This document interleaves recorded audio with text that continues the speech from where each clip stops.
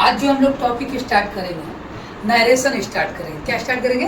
Narration. आप लोग 9th-10th में भी पढ़े होंगे, 11th में भी पढ़े होंगे, लेकिन आज जो हम नरेशन पढ़ाएंगे वो आप पूरी ज़िंदगी भर नहीं भूलिएगा। देखिएगा नरेशन का आगाज़ कैसे किया जाता है, उसका रूट जानना बहुत ज़रूरी है।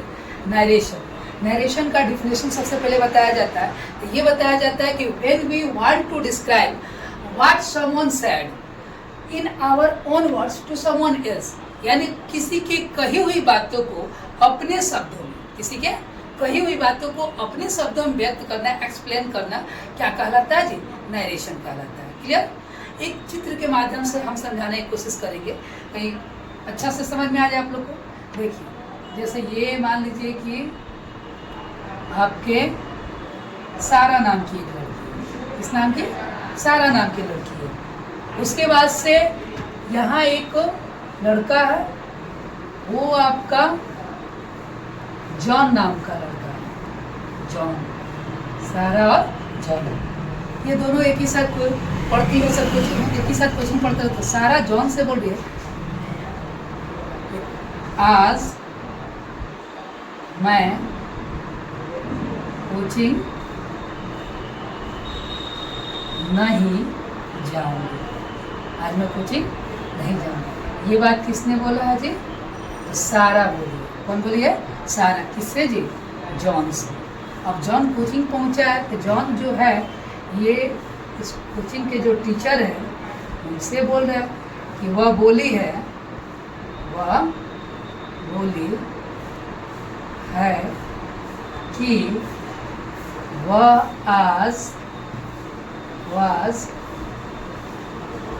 आज कोचिंग नहीं आएगी। आज कोचिंग नहीं आएगी। देखिए तो बाबू, ध्यान से समझिएगा, यही तो नरेशन है। यानी ये सारा बोली है जॉन से कि आज मैं कोचिंग नहीं जाऊंगी, और उसी बात को अपने शब्द में जॉन किससे बोलते रहा है? तो टीचर से बोल रहा है। किससे?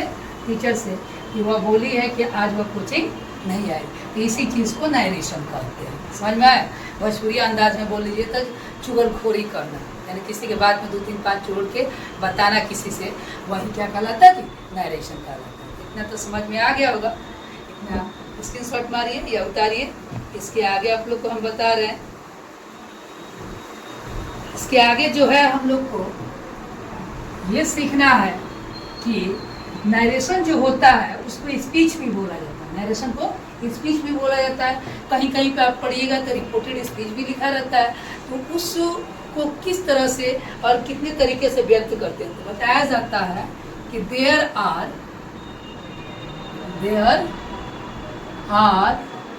two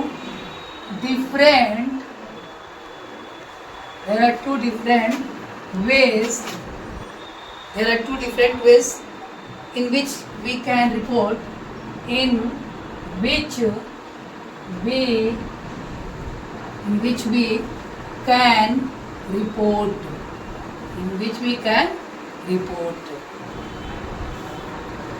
we can report the words of a speaker. The words of a speaker. यही तो होता है मेन चीज। ध्यान से समझिएगा। जैसे बाबू लिखा है कि देयर आर 2 different ways। कितना जी? 2 डिफरेंट वेज है, 2 अलग अलग तरीका होता है किसी भी स्पीकर का। तो स्पीकर का हिंदी होता है बाबू वक्ता। जैसे मैं अभी बोल रहा हूँ तो मैं स्पीकर हूँ। तो स्पीकर के कही हुई बातों को कितने तरीका से व्यक्त कर सकते हैं जी? तो 2 तरीकों से व्यक्त कर सकते हैं। किसकी बातों को? स्पीकर की बातों को। कैसे? तो देखिएगा, पहला जो होता है तरीका वो आपका डायरेक्ट स्पीच होता है। डायरेक्ट स्पीच यानी जैसा वो स्पीकर बोला है उस बात को सेम टू सेम वैसे ही बता दिया गया, तो क्या कहलाता है जी? डायरेक्ट स्पीच कहलाता है। हिंदी में इसको बोला जाता है प्रत्यक्ष कथन।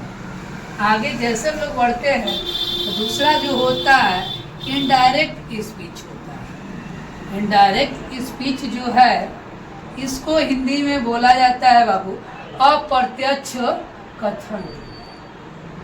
अप्रत्यक्ष कथन कहने का मतलब ये है कि किसी की कही हुई बातों को अपने हिसाब से बताना, अपने अर्थ में बताना। दूसरा किसी का ही बात है लेकिन अपने शब्दों में बताना, वो क्या कहलाता है? वह इनडायरेक्ट स्पीच कहलाता है। आई होप कि you will understand very well, because कि स्पीकर के जो स्टेटमेंट होता है, जो स्पीच होता है, two different ways. Firstly direct speech, secondly indirect speech. तो डायरेक्ट स्पीच में स्पीकर के बातों को सेम टू सेम बता देते हैं, और इनडायरेक्ट स्पीच में स्पीकर के बातों को अपने शब्दों में बदल कर बताते हैं।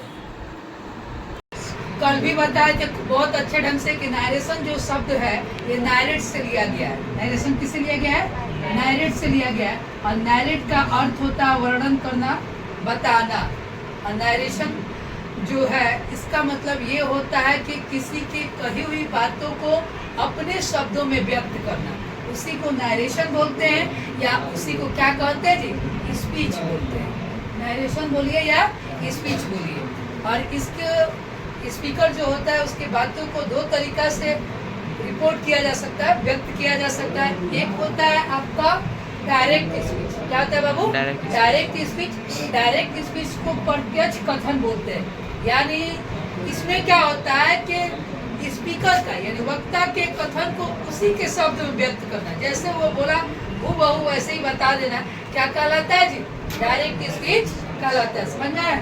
जैसे देखिए, we may quotes his actual words, this is called direct speech. यानी जो एक्चुअल वर्ड है, वास्तविक शब्द है, उसको वैसे ही बता देना।